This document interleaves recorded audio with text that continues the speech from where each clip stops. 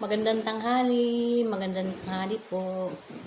Eto, umuwi ako ngayon sa aking bahay, dito po sa Barasilsal. At tiningnan ko naman yung bahay ko kung ano na po ang nangyayari. Sapagkat bibihira ko pong madalaw sa isang buwan, isang beses. Kaya tuwing umuwi ako rito ay maraming agiw, maraming dahon na dapat walisin. Pero dahil sa bagong operasyon ako, hindi muna ako gagawa ng mga kung ano-anong mga mabibigat. At ito ay hindi ko alam, wala na pala akong gasol. Wala nang laman yung aking gasol, kaya mabuti na lang meron akong electric na initan ng tubig. Bumili ako ng tinapay at ito, nagkape na lang ako, tanghalian ko. At mamaya lang, mga alas 4, susundin uli ako dito ng tricycle para bumaba at didiretso ako sa pagsasamba sa bayan. Kaya tanghalian ko ngayon ay kape at saka tinapay. Yan.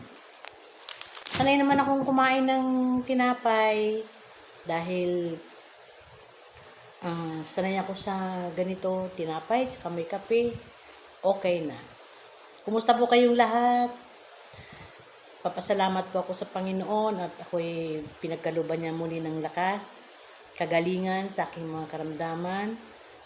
Itong taon na ito na bago magtapos ang 2025, pagpasok ng 2026, ay halos naranasan ko po ang lahat ng hirap, pero salamat sa Diyos dahil yung pananampalataya sa Kanya, lahat ng hirap hindi ko masyadong maramdaman dahil sa pananampalataya sa Diyos. May mga tao po talagang bukal sa puso na tumutulong. Hindi ako pinababayaan.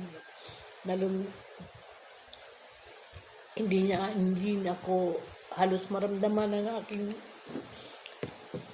hindi ko halos maramdaman na ako'y nag-iisa. Kahit ako'y mahirap lang, nag-iisa dahil ang dalawa kong anak ay may kanya-kanya ng pamilya. Subalit, sa anumang karamdaman na dumarating sa akin, tanging Diyos lang